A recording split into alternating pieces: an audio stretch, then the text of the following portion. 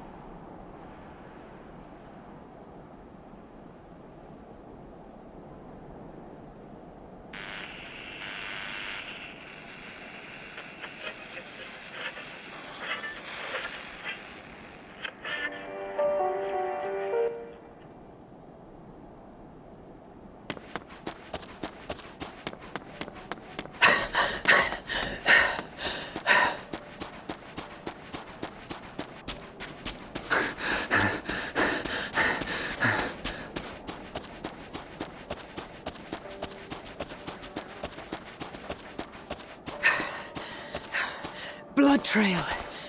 We found one. They were attacked.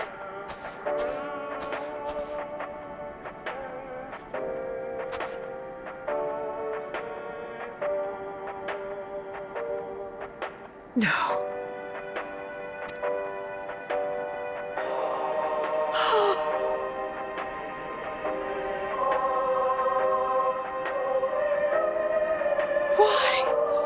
Why wouldn't they?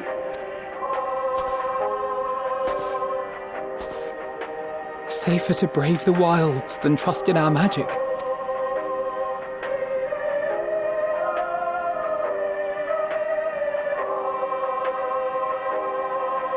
We should have... I should have...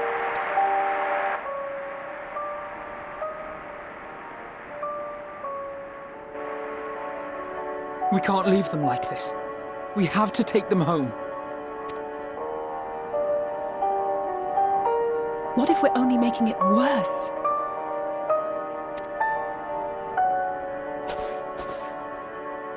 Maybe we don't belong here, but neither do they. Not out here in the wind and the cold.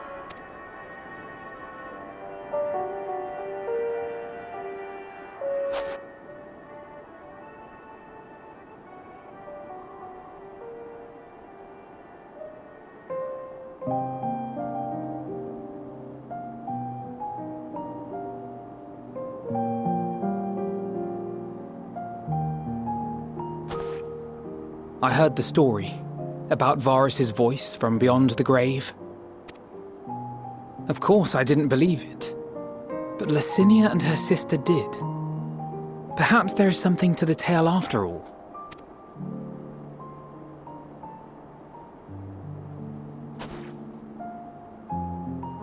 I want to understand, so I'm going to borrow this for a while, if that's all right. You had every reason not to trust us. We came as trespassers, invaders. But I pray that in time, we will be more than that to you. That we will find a way to help your loved ones. And see that no more children are left to freeze alone in the snow.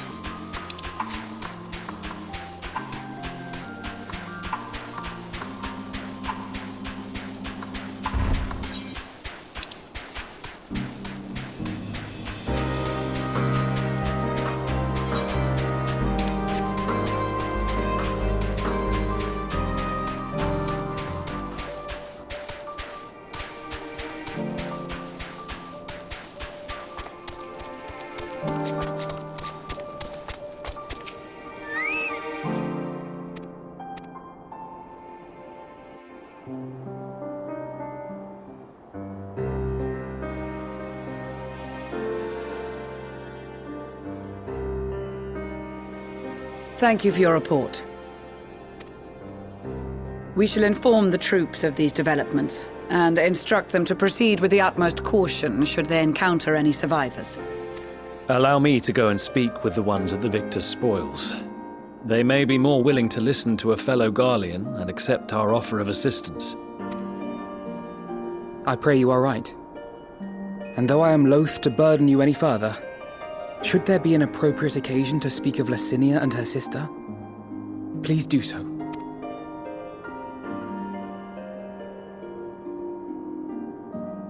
I am sorry to have put you through this.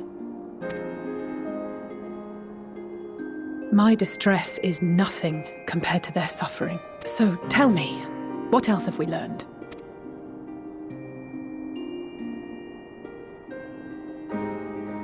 As you may have already heard, we have succeeded in curing the members of the Populares, Maxima identified. They have provided us with some intriguing insights into the current state of Garlemald.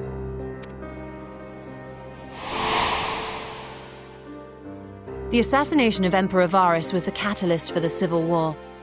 Nerva declared his claim to the throne, and his opponents refused to recognize it. Fighting broke out in the capital, where Nerva's 3rd Legion clashed with the 1st, who remained loyal to Varus even after his death.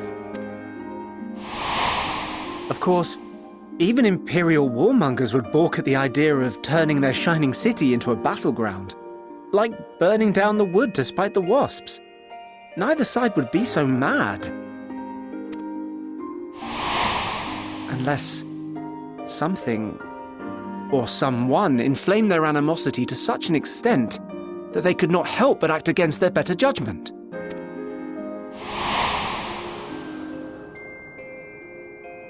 It brings to mind events at the Gimlet Dark, does it not?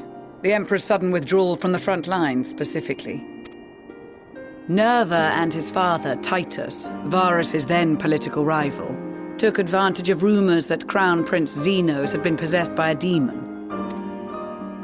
Elidibus, what better way to disparage your enemies than with the truth, or a close enough approximation?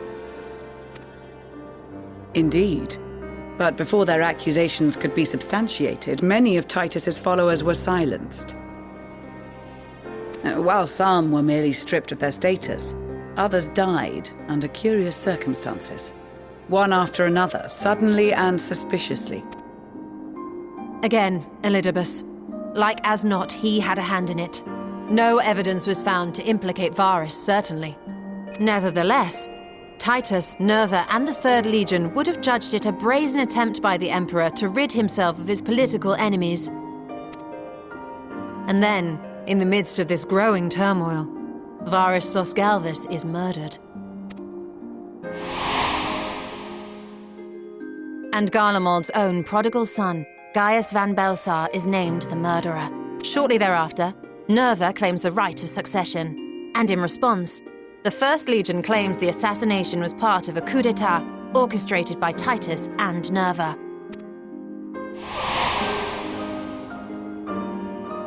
So no one is at fault, and everyone else is to blame. I should add that both parties received substantial financial backing, presumably to provide them with the means and encouragement to pursue a swift victory, and that these contributions came from the self-same benefactor. I'd heard House Brutus had been filling the 3rd Legion's coffers, but the 1st as well. It would seem so. Though the Populares determined that the 1st Legion received funds from a variety of organizations, all had connections to House Brutus. So Fandaniel, in the guise of Asahi, was playing both sides against each other the entire time. The information we gained from my friends does not end there. One night, shortly after fighting broke out, the capital was shaken by an immense tremor. From that point onward, they have no memories, no recollection of any events, including our clash on the Magna Glaciers. But when asked about the Imperial Palace and its bizarre transformation, they somehow recall Emperor Varus giving them orders, in their dreams. May the Tower of Babel stand as testament to the glory of Garlemald. This sounds awfully familiar. We have something to show you all.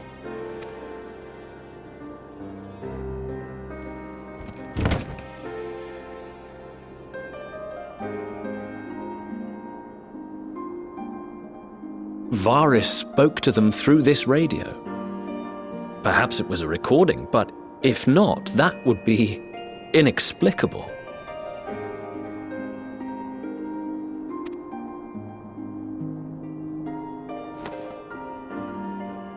We are of one mind, then.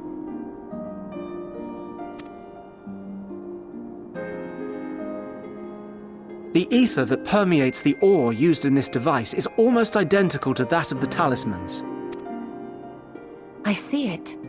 While it is likely more by coincidence than design, these devices might also ward against a primal's influence. A picture is beginning to form. If the tremor felt throughout Garlemald was a wave of ether emitted by a primal, then while those within range would have been tempered, those huddled around a radio desperate for news concerning the Civil War would have been spared. No wonder Licinia kept it close. My friends! I must speak with you! A young man was caught trying to steal our supplies. He is a soldier of the Iron Men, we think, but one who has not been made thrall. Thankfully, Magni restrained him before blood was spilled. The stranger is outside, if you wish to ask him questions. I think we do.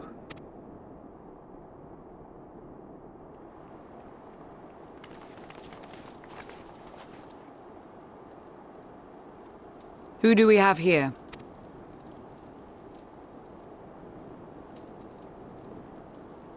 Garleans? Traitors to your homeland! Have you no shame?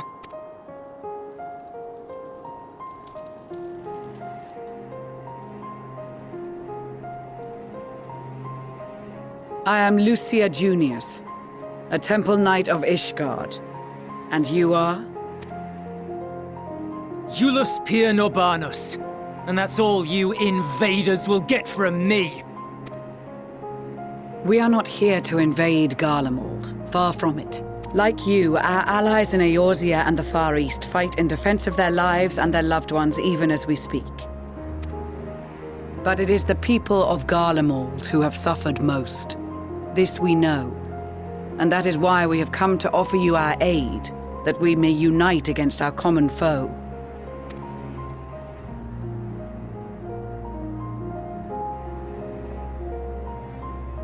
Whether you believe me or not, those are the facts. Now, answer me this. Why would a proud soldier of the Empire be reduced to stealing? The situation must be dire indeed for you to go to such lengths.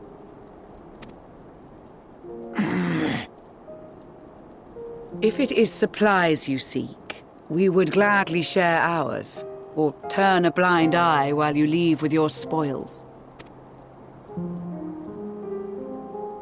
I will not negotiate. My commander will determine how to deal with you and yours. If you wish to treat with him, I will take you, but no more than 3. I don't much like the sound of that. But if we do accept his proposal, I suggest the 2 of us and...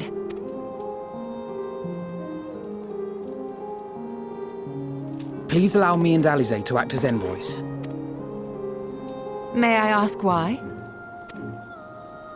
We have seen with our own eyes the hardships the Garleans face, how their futures and lives hang in the balance. It's not the warmest invitation, but it's an opportunity to prove our intentions true. Maybe not a chance to make things right, but a chance to make them better.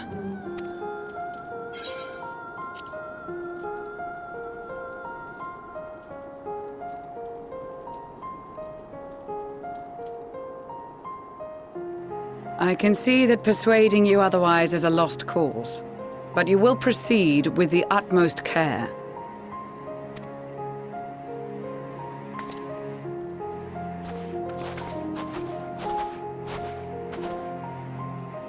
A couple of children and what? A sellsword? Is this an insult? Not in the least. You will find that they are more than qualified to speak on our behalf. There are many dangers on the road ahead. I will need that back.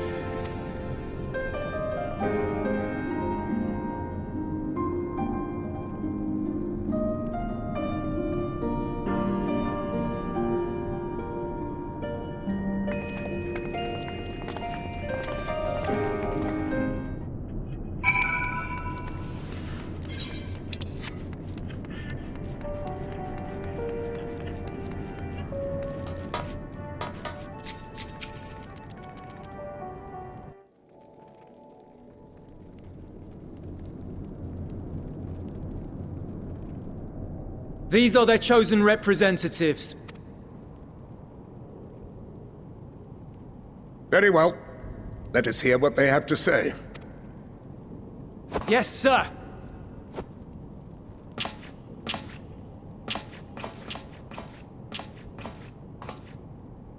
I present to you our commander, Lord Quintus Van Kina, Legatus of the First Legion. The first? I had no idea you had survived. We lost our Emperor, our city, more than half our troops. For my wounds, I may never take the field again. But we survived, aye. In a manner much to your liking, I dare say. We have no intention of adding to your misfortunes, nor do we bear you any ill will. Spare me. Though you children may speak in earnest, overtures of peace ever ring hollow in my ears. So long as man stands to profit from his neighbor's suffering, war is inevitable. Driven from our ancestral homeland into this blasted waste. Yet still you yearned to rob us of our paltry scraps. 'Twas only with Magitech that you learned to keep your distance. Though we knew it was only a matter of time before you regrouped and returned. Conquest and empire were our only defenses. Emperors Solus and Varys understood this, and through their campaigns saw us grow and prosper. Much blood has been spilled in Garlemald's name, aye. But if it is a choice between yours and mine, then it is hardly a choice at all. I do not deny that a great many conflicts throughout history were driven by the desire or necessity to gain by another's loss. That is not why we are here. Nor have we come to petition your aid in the war with the Telophoroi, grave though that threat may be. Our purpose is simply this.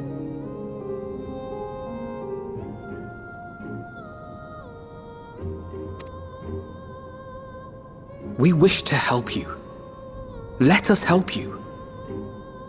If there is aught that can be done to ease your plight, we would be glad to do it. Perhaps you would.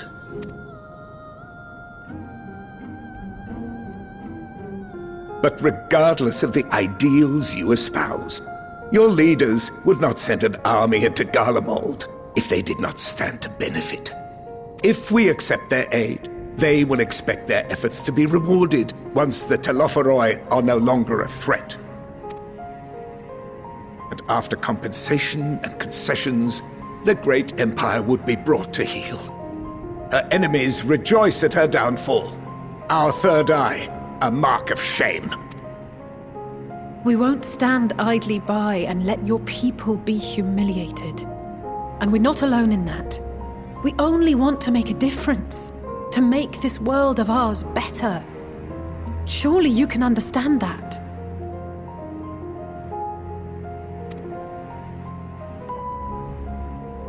What I'm trying to say is, there are so many people who just don't care about making you suffer.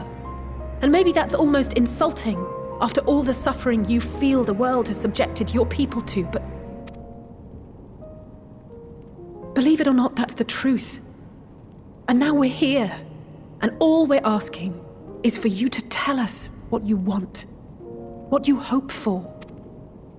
So much blood has been shed, so much lost. All because of this endless war. Who wouldn't want to end it? Can we not work together to face our problems as one?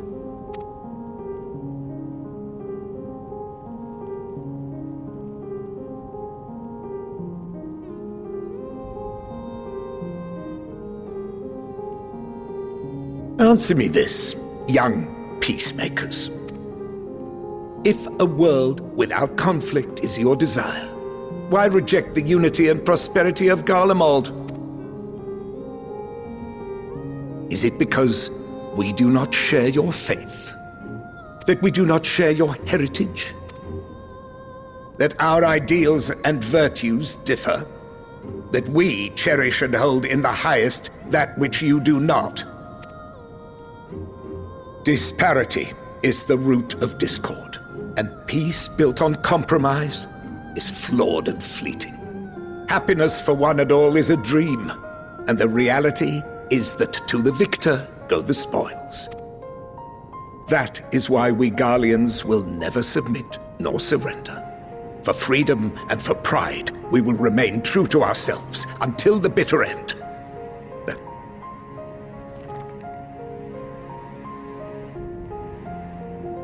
It seems there is nothing more to say on the matter.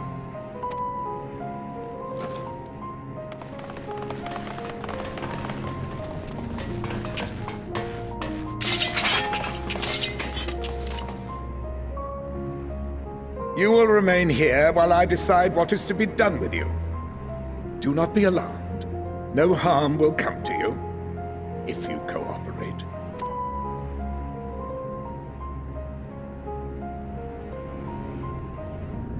We will not resist. However, as your guests, I ask that we be allowed to speak with the other members of your group. As you wish. I had no intention of locking you up, as by dawn you would be frozen stiff and you're no good to me dead. You are free to move about the encampment, but there is one condition. Collar them.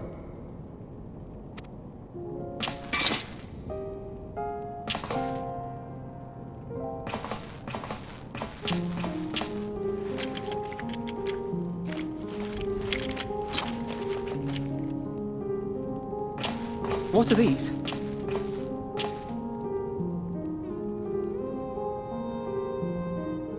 Incentive. You'll be watched at all times. Stray too far or act suspiciously, and we will administer a rather painful shock.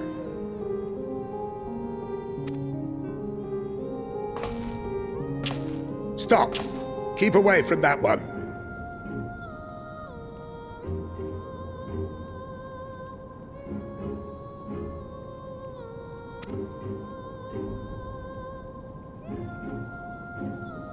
The champion of Eorzea is not so easily cowed.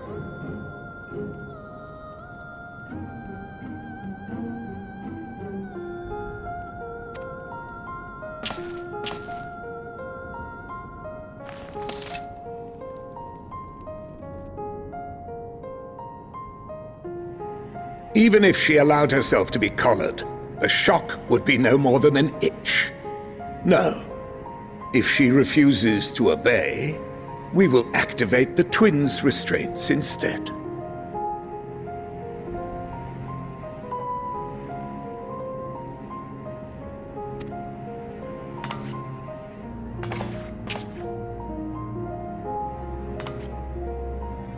You needn't worry about us.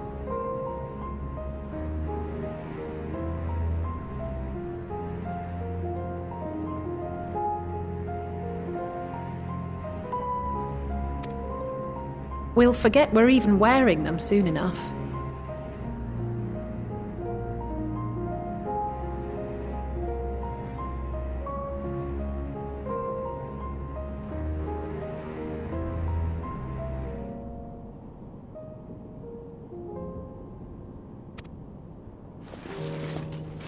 Even now, you still... Why go to such lengths?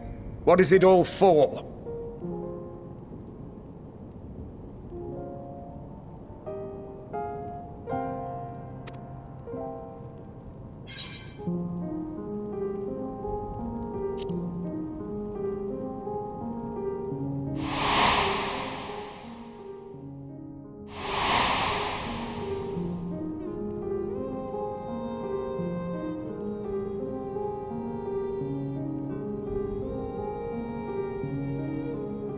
You are a curious one. A far cry from the merciless barbarian others paint you to be. You will be their warden. Take them away. Yes, sir.